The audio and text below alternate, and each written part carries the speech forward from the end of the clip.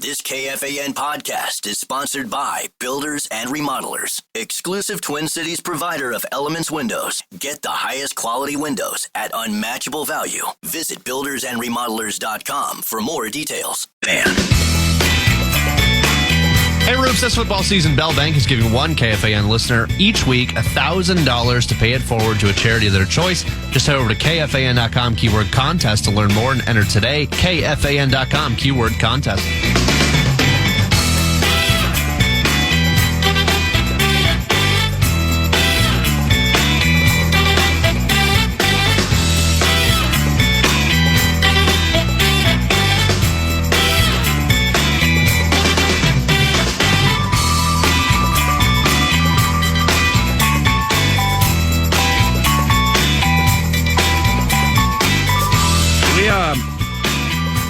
Do we have an interview, maybe with Chris Finch last week, that we can replay for like 7 minutes as we await Kevin O'Connell? I'm going to go out there and take care of some business. So, Nordo, why don't you riff for about 2 minutes, 2.5 minutes, if you don't mind, including Double B in the conversation and giving a little pop to Packer Review. Review, that podcast. That's an option. But that's not meaning we're limited only to that option. But nevertheless, it's an option. He's a family member, and they're happy about their podcast. So I'll be right back. Yeah, indeed. It's between that or ripping the Wild. Which one do you like to go to? Well, the Wild are tonight, Brett. What do you think? Yeah. This is a tough matchup. And if they're going to turn things around, again, the deserve to win-o-meter, and they're playing well, and they're getting bad breaks. It only goes for so long. And it's just against a really bad Sharks team, who I think only had one win before that, to lose in that fashion. Even if they won it in overtime, I'd still be like, the performance was not great. This Jets team is good. I'm very concerned. My panic level for the season is still moderate, but my panic level short term is very extreme. Well, here's what I'm curious about. So, it's frustrating that we can just switch sports and switch teams, even switch cities.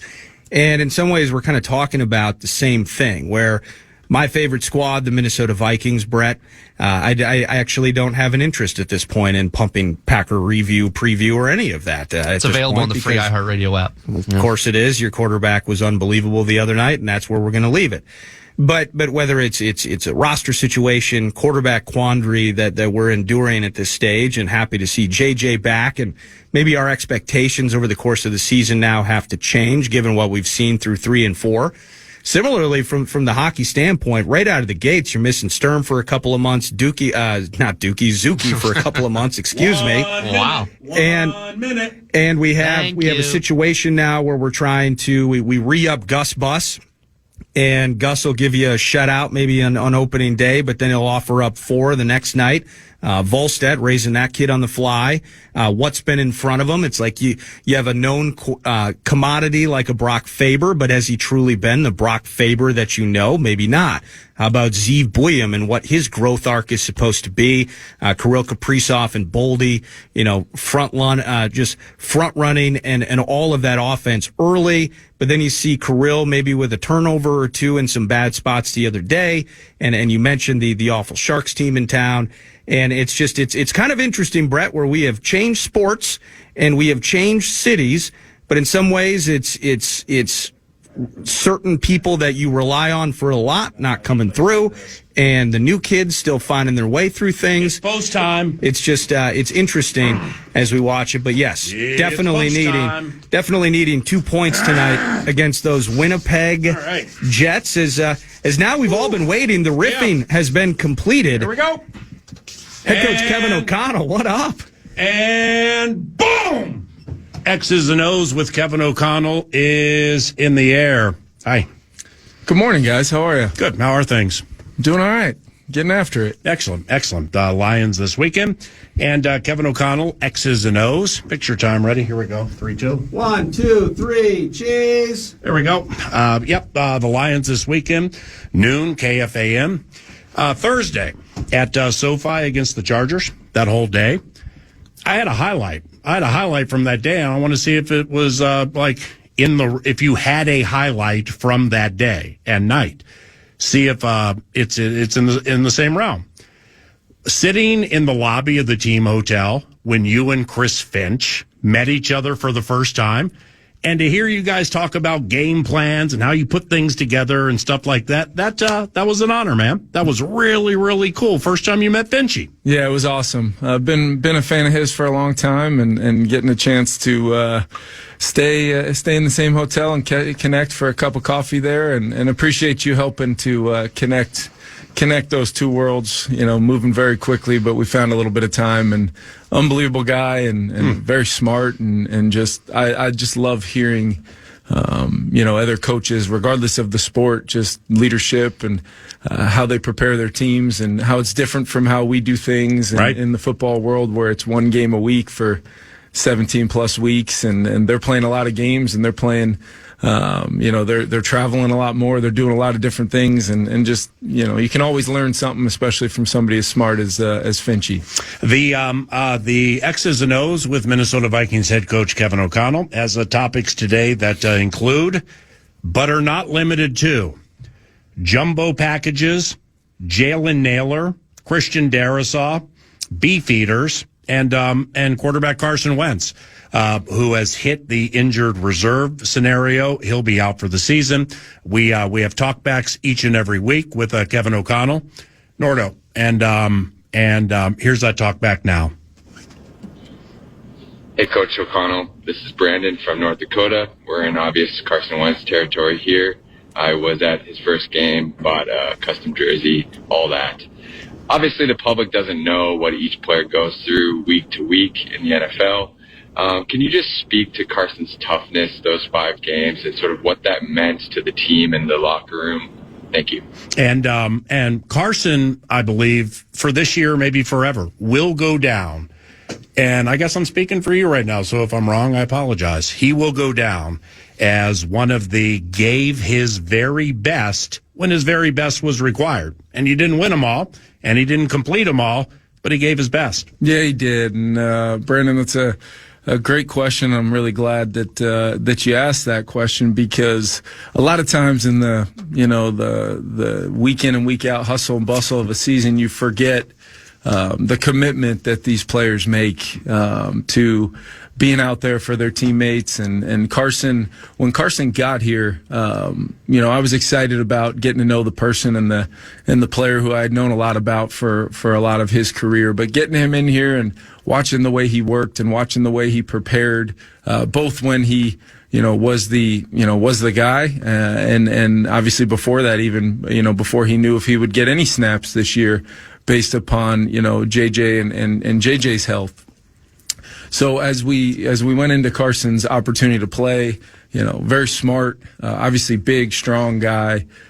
So he literally said to me, when he first started playing, he was just so excited to play meaningful football again. It had been a few years. He had gotten a little time here and there, but playing in real games with a chance to help his hometown team and a team he grew up rooting for win football games. So throughout the journey with him, I was really proud of the way he battled, the both on the field physically, and we can get to that here in a second, but also just the mental side of preparing and trying to truly submerge himself in our offense and how to try to have a lot of success. And really 4 out of the 5 games, I think we had right around or higher than 350 yards of offense. So he was running the machine, running the engine, and there's always plays where a guy's getting his initial exposure to the offense where either he would like to have him back, or play calls I would like to have back, or ways we could make things even more high level functioning as an offense. But with what we were dealing with up front, and some of the injury adversity there with, multiple combinations playing in front of him during that time, his consistency, PA, was really something to be admired. And also the way he prepared each week. Part of the, once he sustained the initial injury to his left shoulder against the Browns, it was really a matter of, getting the medical interpretations where, once Carson was told you're going to have to get this fixed, but you really can't make it worse. I believe his phrase to me was, I want to take advantage of this opportunity. I get to play with this coaching staff and these players for the Minnesota Vikings. I want to exhaust this, every possible way. that I can. And I know JJ will be back at some point here as he gets healthy, but this is a genuine opportunity where I can help this team win.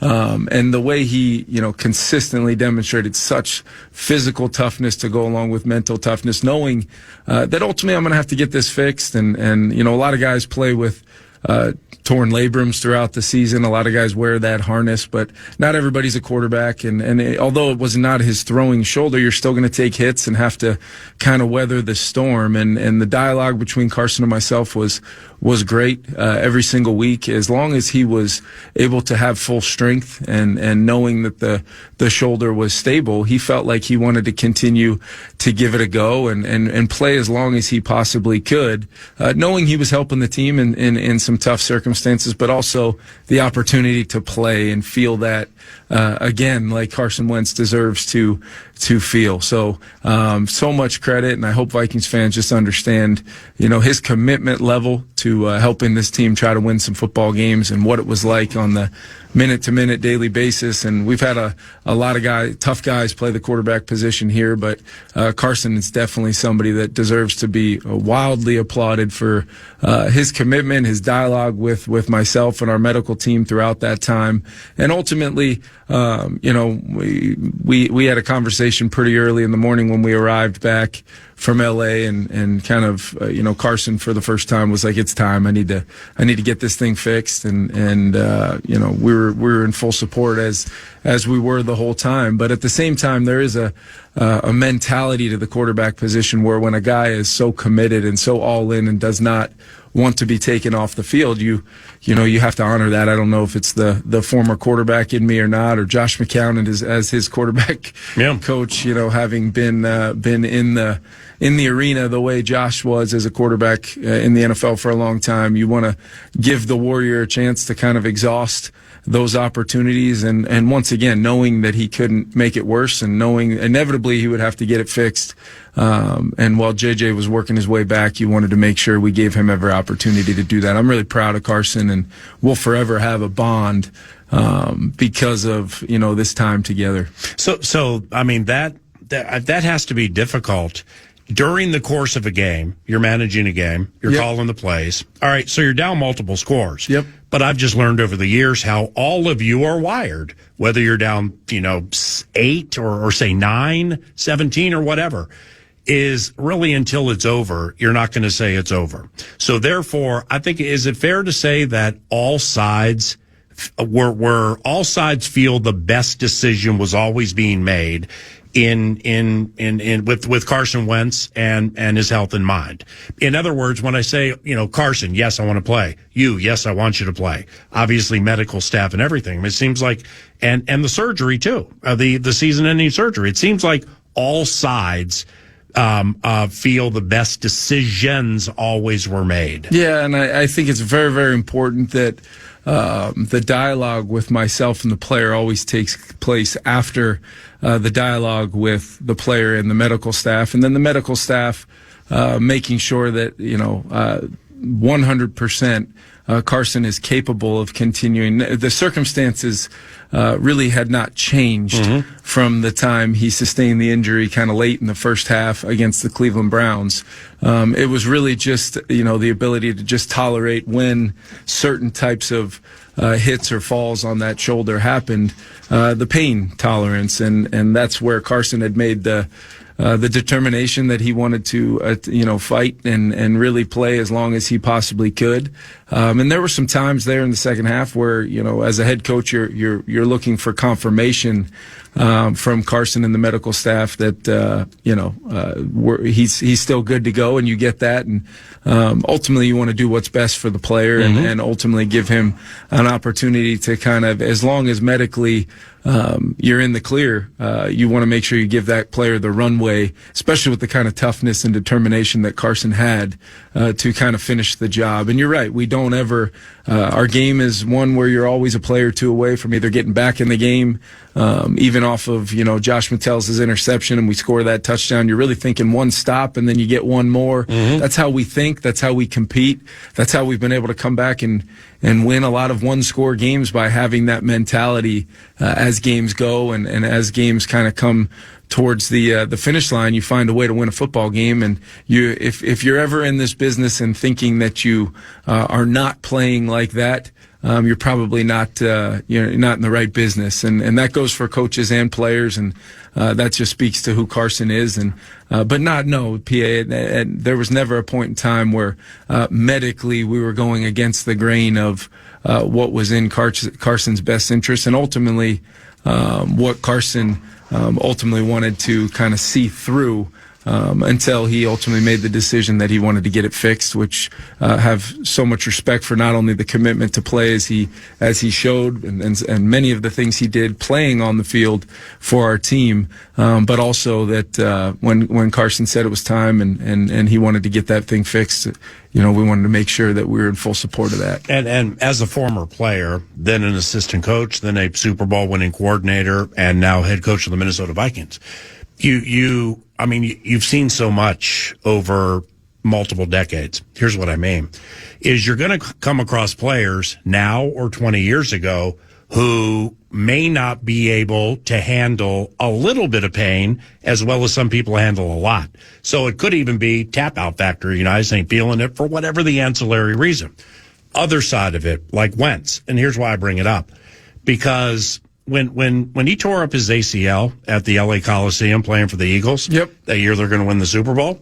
Well, I don't know if he was completely straight with the medical staff when he came over to the sideline. They feel things and they're like, well, he went back out into the game, and I think he threw a touchdown, and they're going for the 1 seed, and my man has an ACL and like an LCL or something like that, and he goes back into the game. I'm not saying he wasn't being completely straight, but they pretty much, from what I understand, laid it out to him like, this is the situation. It's not going to get worse. And he went back out through a touchdown pass to help them get the 1 seed. So he would be one of those players who, it just seems, wants to play through almost anything. But what I think would be difficult for you is that discernment in the middle of the battle. You see what I'm saying here? Yeah. There's just a lot to it, man. Yeah, there is. But I think it is important that, you have protocols in place, and we have one of the best, complete medical teams that I've ever been around, from Tyler Williams and his entire athletic. Tyler's as impressive as I've ever met. Yeah, and his entire athletic training staff. But then also, our orthopedic surgeons that travel with us. We've got some of the best, and I know Carson had consulted with Neil Elitrausch, who is somebody I worked with directly in Los Angeles, who maybe is the, if not the best, it might be, one of our guys here, but he had, consulted with, a lot of people involved to make sure, first and foremost, because we weren't going to let him back on the field if he could possibly hurt himself more. And once that was determined that he couldn't, then it was more about Carson and his individual kind of decision to, do what he thought was best, where as a head coach, you just have to be supportive of that player. If you know that he could get to full strength every week, which he was able to do, he was able to participate fully in practice, and quite honestly had some really, really good practices throwing the football around, running the show. So, every single, although this was a 3-game circumstance from Cleveland to Philadelphia to the Chargers on a short week there. I believe we exhausted all aspects of dialogue, the medical side of things, as well as ultimately Carson making this decision in the end. I know the most important thing for me is always that one-on-one dialogue with the player, and Carson and I spent a lot of time together, kind of making sure throughout that he absolutely felt like this was the best thing for him, and he did.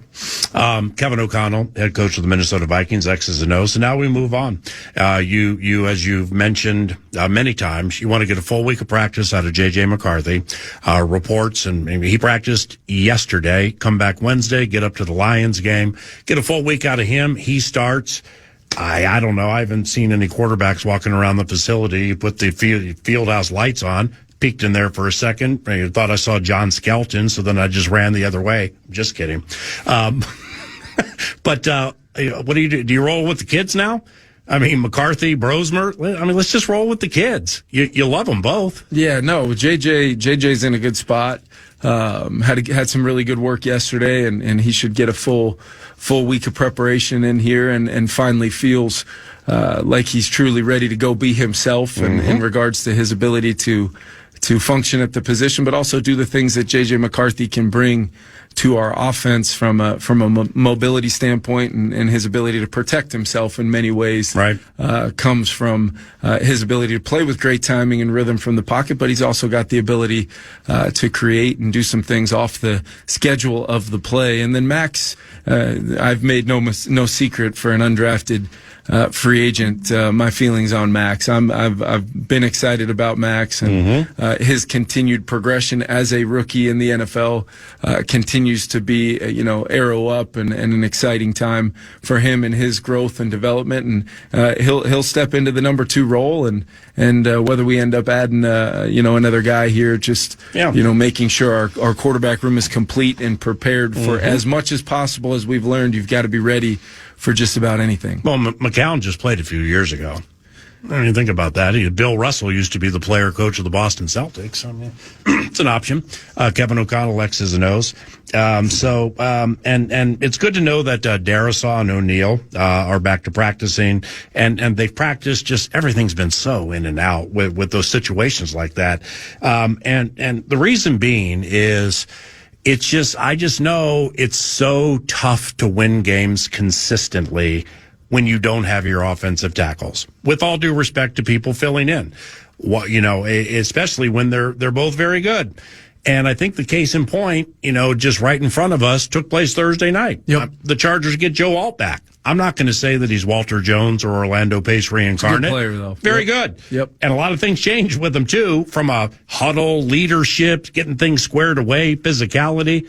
So it's difficult when you have a Darrisaw and an O'Neal to not have them for a long period of time and consistently win. Do you agree? Yeah, and I give Brian O'Neal did everything he could possibly do to try to get ready to play that game, but just couldn't quite get medically cleared. And I think Christian, from a standpoint of the timetable of his injury, and which was a significant injury, PA, it was a significant injury for.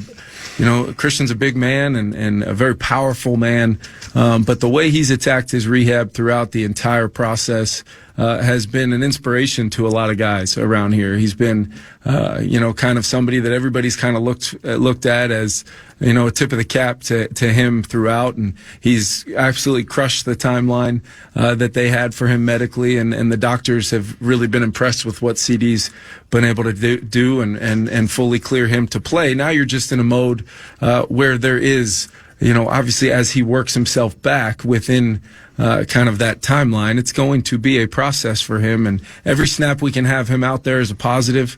He continues to grow and get stronger and feel more and more comfortable, and I think that process will only be enhanced here with some of the work he's obviously gotten. He's been a huge impact when he's been in there, and ultimately we hope now 8 straight weekends we should have a Sunday game, full weeks of preparation, CD on a real ironclad, crystal clear plan to have him prepared and ready to go for as much of that football as we can have him for, because he's obviously a franchise left tackle. The in the Chargers game, and something that I think is starting to take place league-wide a little more than maybe even last year. Here's what I'm talking about. They got this player, Scott Matlock, this 44. He was their fullback. Yep. In front of Kamani Vidal.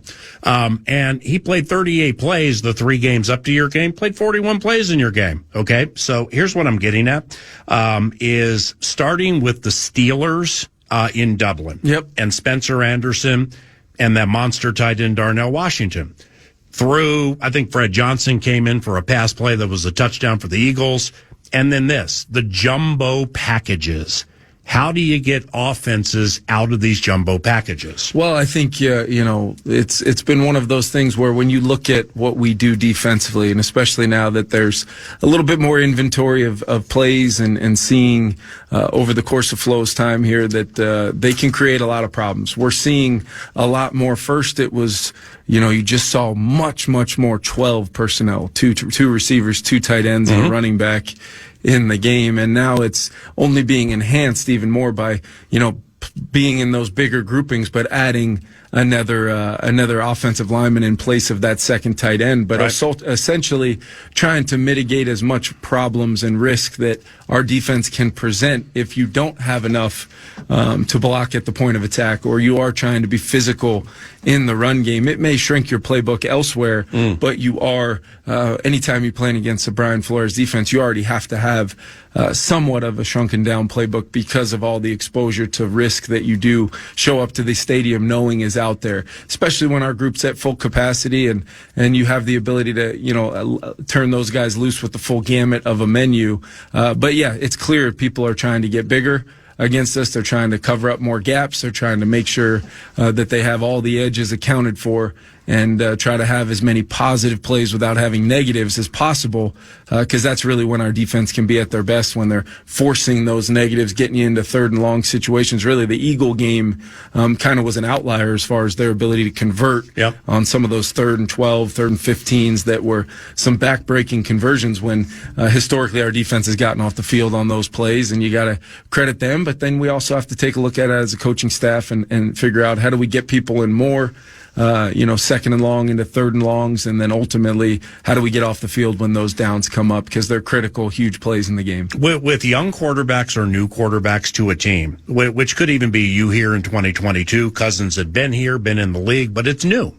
But let's just go with young quarterbacks. How many generally do you need to see before you kind of have a feel for what you have? Is it like 20-ish? And here's why I ask, because Josh Allen, one of the best quarterbacks in the NFL, all right, in 2018 when he was a rookie, 10 touchdowns, 12 interceptions, 52% on the completions. Okay, you look at that then and you look at Josh Allen now, or really from like his 22nd start on, well, he's become one of the very best in the NFL. So do you have a number, or is it impossible to have a number? Like, I can't put a blanket on what I think about this situation until I see how many games. Yeah, I think it's hard to, it's hard anyway to put a number on that. I think you have to go with the real. What are you seeing with your eyes? What's being absorbed? Where's the improvement? Where's the growth? Where's the consistency of some of the things that have been coached and some of the things that have been identified as things that need to happen to see that ascension kind of take place? It gets even more difficult, PA, to put a number on that, considering an entire year on the grass was lost. So now you're in a situation where you're trying to, if you're drawing up the ideal way of bringing along a quarterback, losing a year on the grass is not ideal. But at the same time, the type of worker and the type of off the field traits and the physical traits JJ has, you want to continue to pour into those and try to accelerate that wherever possible. And that's when ultimately, whether it's playing in a game where you didn't practice a whole lot because of some circumstances, or you have another injury and you lose time, all of that makes it even more difficult to project when that number is, when that time comes where you truly know exactly what you have. And until then, you've got to have the opportunities to continue to give the runway for a guy to show that growth. And we're still very early on in that process. Maybe not along the timeline because of some of the circumstances, but as far as actual game action, JJ's going to start his 3rd game, against the Detroit Lions coming up this Sunday. Tight end Ben Sims. You always liked Ben Sims, undrafted from Baylor. I remember when he got here, and you weren't super happy when he got plucked off the practice squad, but other teams get to do that. But you always liked him, right? Yeah, Ben's another one of those guys that Brian Angelico, our tight ends coach, really became fond of, and right in the mix to maybe get drafted, and you don't you don't have a chance to draft him, so you find a way, any way possible, to try to get him to still become a Minnesota Viking. And as hard of a decision as we've had roster-wise, Ben being probably that 53rd, 53.5 player that year, you're just hoping that you maybe get him back to continue that ascension on the practice squad. And then ultimately with the rules now and the elevations, you really do have more than just your 53 guys on the roster to go ahead and form a game day 48 or, depending on how many guys you have up. So very much we're kind of waiting for the day we could maybe get him back here. Yeah. And it did finally come. And he arrived here late last night. He's in here today, getting back acclimated, but very excited to have Ben Sims back aboard. Yep, quickly, just two to close. One on the Lions, one on Jalen Naylor. Despite his stats not being anything huge, and due to circumstances, in my opinion, mostly out of his control, I think is he having a sneaky, really good season here? Yes. Yeah, I mean, so, why? Yeah, he's, there's just so many things that he can do, PA, that help our offense go. And it doesn't always equal, a bunch of catches and a bunch of targets and things like that. But when his number's been called, he's been huge. He's had, you think back to the first game, that big catch towards the end of the half to get us into Will record field goal range for 3 points there that inevitably ended up being the 3 points we needed to win the game. Third down conversions versus Cincinnati, tight coverage, playing through contact, his ability to function, in the box as a receiver and 11 personnel and be physical and do some jobs. And then ultimately both him and Adam, with where we've been at the tackle position for a good chunk of our season, using those guys as, in many ways as that second tight end type body so that you can try to get some help on the edges while still allow TJ Hawkinson to, occasionally run a route free from having to do some dirty work at the start of the snap. Right. It's all part of kind of that team philosophy, guys doing things for the greater good of the group. But at the same time, you want to make sure those guys, and especially Jalen, get their opportunities to impact the game, because he's proven time and time again he can do that. With Ben Johnson gone to Chicago, Lions are next. Do they still run tricks? I mean, do we still see Penei Sewell on jet sweeps? They still do a lot of those things. JT Barrett actually is in Chicago with Ben. I know JT had a lot to do with their trick play arsenal that they had there with Ben in Detroit. But yeah, it's all still there. These players, it's part of their DNA. You got to be ready for double passes, reverses. You got to be ready for them to try to get unique ways to get maybe Jamison Williams down the field as the explosive player he is. Obviously, we know Gibbs and Montgomery, and then Amon-Ra, is as consistent and impactful as a complete receiver as there really is in the NFL. He can do it inside, outside, man zone. So they really don't. They have the type of weaponry that they don't need to dip into that arsenal very often, but they do clearly still have the capabilities. And with Jared playing at a high level as he is right now, he's been wildly consistent and just continues to propel that offense to be very, very difficult to play against. It's going to be a challenge for us. And Dan Skipper with the jumbo package. He just came back. Lastly, for your defense, I'm just going to go numbers. To have 61, 93, 97, 43, 58 with 51, I'll just stop it right there. Yep. Van Ginkel, if and or when he returns, hopefully it's this weekend, with that group right there, what moving forward through the final 10 do you need to see from Javon Hargrave? Yeah, I think the biggest thing is just the consistency factor of the balance between technique fundamentals within the scheme required. It's not just about individually winning your matchup and trying to make a play. And in many ways, our guys want so badly to make that play that sometimes guys are maybe straining outside, maybe their initial responsibilities to maybe make a play here or there. It's all credited to the deep down desire to try to do things to help our team win. So that's an extreme positive. And we've just got to play.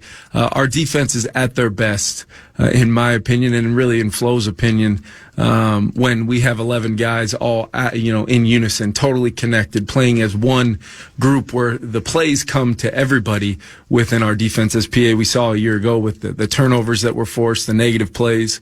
What we've got to do is maintain the discipline of that through each and every snap, and play with the physicality and the disruption that has kind of been a hallmark of Flo's defense since he got here. We just need it a little bit more consistently. Obviously, getting Van Ginkel back will be a huge, just because he is able to do so many jobs within the defense that allows other guys to really be in their comfort zone of doing the things that they were either brought here for or they've consistently shown throughout their career. So I think it's a lot of puzzle pieces, but he's obviously a very big part of it, and hope to have him back as soon as possible. Great seeing you. Yeah, thanks, PA. Yeah, thanks for the time. Kevin O'Connell, head coach of the Minnesota Vikings. That's X's and O's into the Lions game. Back after this. Before we go, the fan and 2-minute junk truck want to give you a shot to win bonus bucks in the National Cash Contest. Head to KFAN.com, keyword grand. Keyword grand. KFAN.com, keyword grand.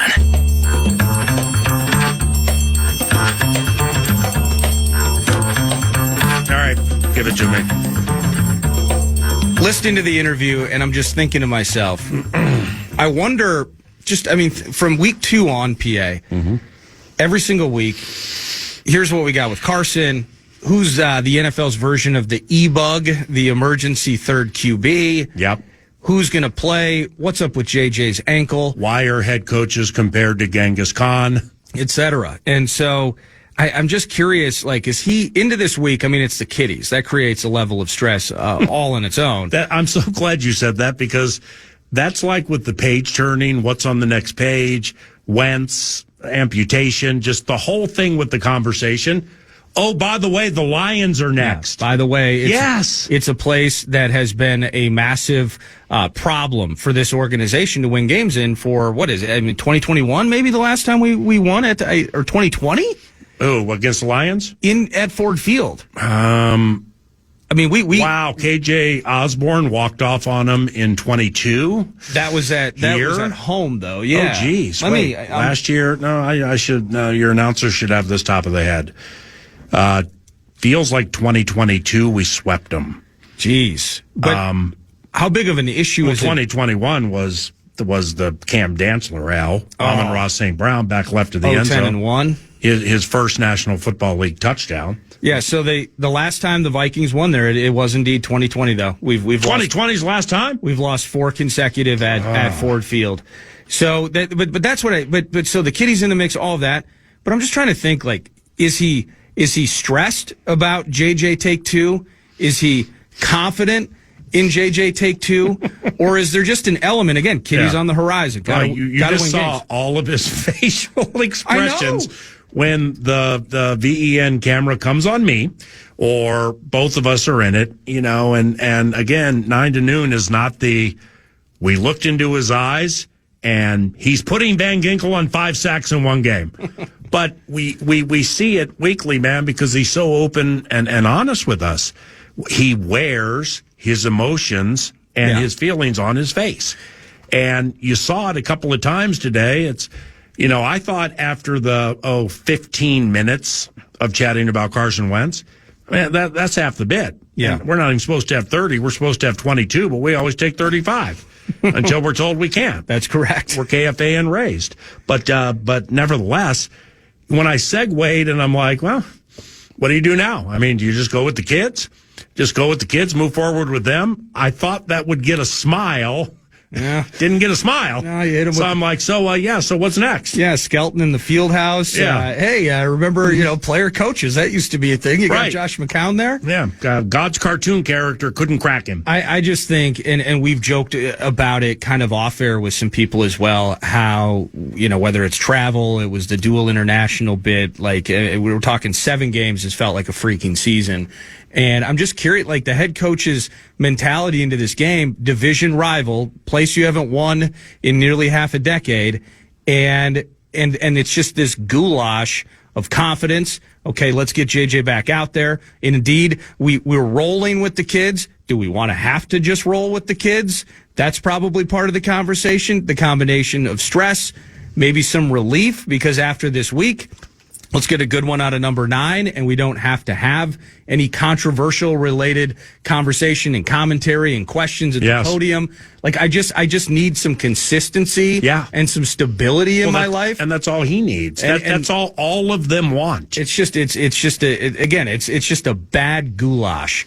And you're right. It's only 7 into it. Well, that's the thing. And so now I'm trying to read into when he said getting Van Ginkel back will be huge. Yes. Does that mean will as in Ford Field on Sunday, Coach? I got to believe it does. Why? I mean, a will. It wasn't the if we. It was when we. Yeah. Or we. It's not we. It's not we might.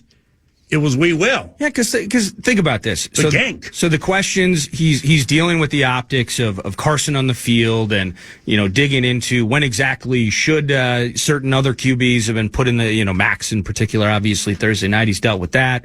Hey, Van Ginkel hasn't played in a long time. He's not on IR. What's up with that? Mm-hmm. Hey, the left tackle returns. Week 3? He's on pitch counts. Then he's a full speed ahead after the bye, but then we pull him back to 9 snaps on a Thursday night. What's up with that?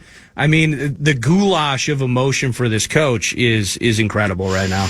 That's Nordo. He produces 9 to noon, and I'm Paul Allen. If you missed that Kevin O'Connell conversation, you can hear it tomorrow night via X's and O's or podcast 9 to noon when the show's done. We'll be right back. Hey. KFAN. Thanks for the good times today. PJ Fleck with the Gophers Weekly coming up around the corner. Brett Blakemore, thank you very much for the guidance of the Great Chip Love Covenant from FM 100.3 KFAN. Thank you, Mad Producer. And most importantly, thank all of you for listening to 9 to noon when you do. I'm Paul Allen. Have a wonderful Tuesday. Bye. Good times. Podcast today's Paul Allen Show, or listen back to previous show and interviews by going to the iHeartRadio app or KFAN.com.